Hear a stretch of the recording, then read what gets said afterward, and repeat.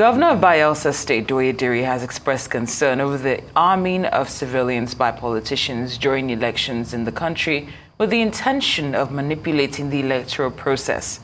Dayo said the development portends grave danger to the country's electoral system, noting that as a result of the trend, there's a general notion that the game of politics is synonymous with violence, corruption, and dishonesty. He said most decent people dread politics because of such a notion. The governor, however, encouraged people to get actively involved in politics towards sanitizing the electoral system, stressing the need for all stakeholders to join hands to work together to change the narrative for the sake of posterity. Arise analyst Dayo Sobowale joins us now to discuss this development and prefer likely solutions. Good afternoon, Mr. Sobowale. Thank you for being here. Good afternoon. It's a pleasure to be here as usual. Well, do you agree with Governor Dayo when he says that this notion deters decent and well-meaning Nigerians from getting involved in politics? Well, totally. I agree with him.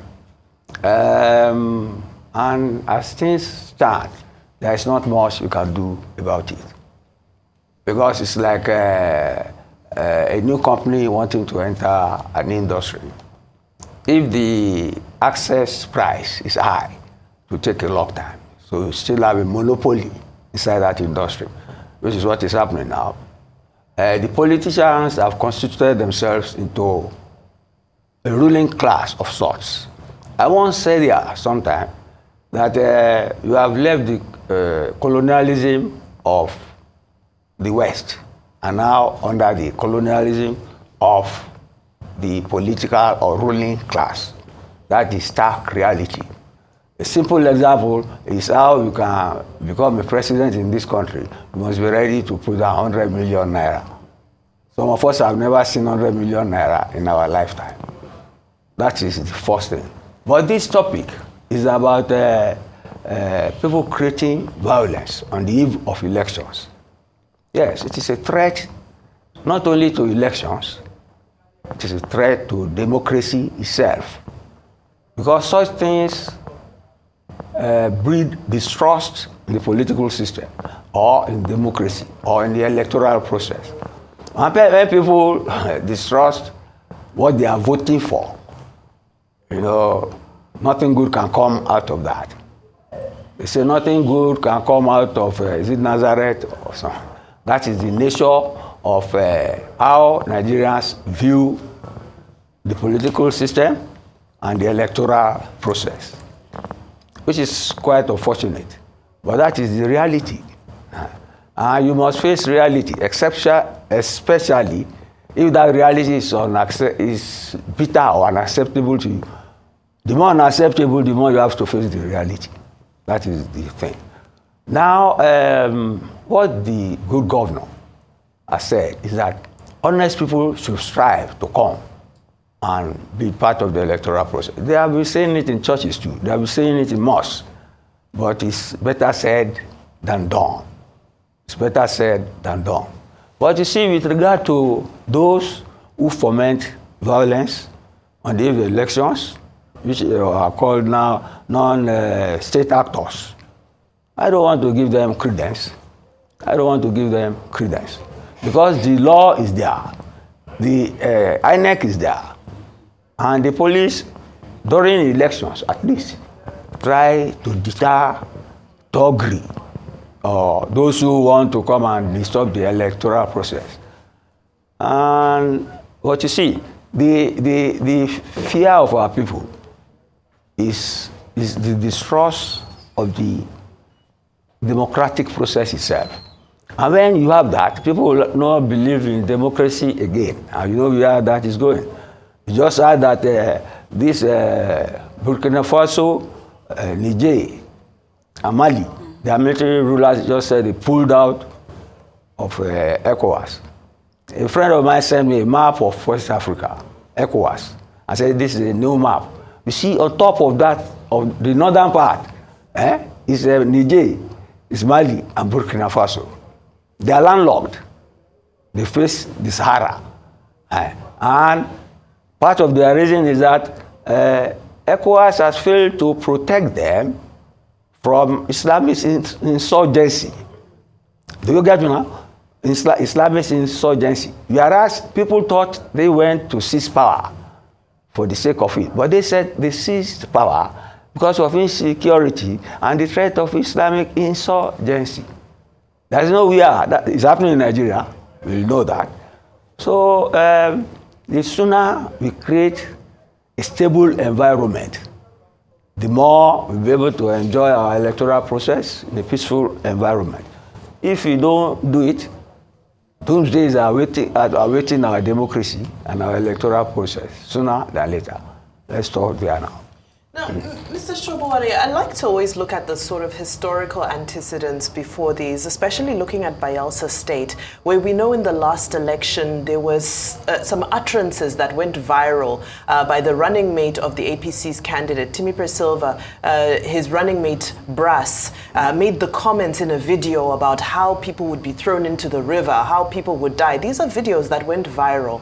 And when he was asked, both the candidate for governorship, that's Timipre Silva, and the deputy, when they were asked to either retract these statements or make an apology, there was never a clear apology that came. They seemed to try to explain these videos away. But the fact of the matter remains that those videos still exist in the public domain, and there were no consequences whatsoever. So when you look at Bayelsa State and what Governor Dayo is saying, it hits very close to home for him. What needs to happen where you have a clear case where there is evidence, there's a known individual, a leader, somebody who is running on a ticket, who makes these insightful and inflammatory remarks, but yet impunity reigns? Yes, impunity. Please, I don't need to answer the question. It's impunity. How can we overcome the impunity? Okay, I will explain. It said that in Bayelsa State, and nothing happens. That's impunity. Now, another governor of Uzodima, get me, said he will not tolerate this sort of people now, this unregistered groups, you get me, to be armed on the eve of election. He said he will not. He said they have been treating them with kid gloves, but now nobody can stop elections in the southeast. You know who he's talking about? That's IPOB. That's right. So in this case you have just mentioned, is the language, that's what the Diri was saying, that we should quit the language of violence, distrust, and dishonesty. That is the language used in Bayelsa. And they have gotten away with it. Who will arrest impunity? But see, we have law enforcement agencies. If they are not compromised, and if they, you can't really blame them, because if something goes viral, that is part of disinformation too. And this information breeds distrust. And essentially, some people who know they can never win, who never believe in democracy, who want to sustain the status quo by rigging by all means, want to create distrust of the electoral process and the democracy. And if even you are voting, you don't even trust the outcome, will be neutral and fair, you might as well not vote. People are being coerced to go and vote. And you see, what happened in the 3 states that have quit ECOWAS should be a lesson to everybody. Should be a lesson to everybody, except those who are behaving like the proverbial ostrich with the head buried in the sand. All over West Africa, people are in anguish over the way democracy is being practiced. That is what those soldier guys tried to say. You should be careful it does not become a contagion. So government must put its house in order, sanitize the electoral process, so that people can believe that their votes matter. If their votes don't matter and they don't want to be part of the electoral process, that's the end of democracy. That's indeed a very grim but realistic picture, Mr. Sobowale. I'm just wondering, in addition to this point that has been raised by Governor Dayo, which other factors do you think also are high on the list that deter well-meaning individuals from also participating in politics? Okay, the cost of participation, the cost and the enabling environment. People should be able to come out solo. I want to help my community. They know me, my community. You get me? I'm not saying we should have a partyless society or there should be no political parties, but there should be ability to identify public-spirited individuals in the community who people know have come to serve, you get me, not to loot. Because that's the difference between the politics of impunity and the politics of delivery on election manifestos to satisfy the needs and wants of our people. If the cost is down, if the enabling environment is there, if the parties and the political class don't stifle those outside their own caucuses, then all I'm saying is that make entry into politics more open and fairer and affordable. That's all. And on the issue of money, in the statement, he also addressed the issue of vote buying. And his statement towards that was, and I quote, "There is integrity in poverty," which seemed to have provoked people to a certain degree. I understand where he's coming from, but those who are reacting are saying, well, some people are just so helpless. Vote buying is illegal, of course, so we know it's a bad practice.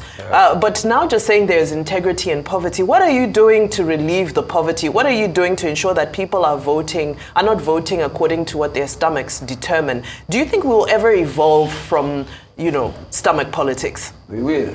I don't buy that argument, that slogan. There's that integrity is utter nonsense. What sort of integrity is it? Who wants to be poor? Even that's why I see some churches. They say, their own church is a church of prosperity. It's those who have ancient interpretation of the Bible. You think you are poorer, you are happier. You will die in penury. Do you get me now? It is not on. That sort of thing is not on. People should aspire to earn a living. You get me? And be able to have an environment and ability to want to rule the environment through the ballot box. That is democracy. As long as that pathway is not there, as long as you have only people who have cornered the system in the name of democracy, there will always be grievances. There will always be agitation. And inevitably, there will always be hatred against the system. And you know how that ends up. So that is it. Let's have a cleaner, enabling environment. Cleaner, fairer, affordable, like I said before.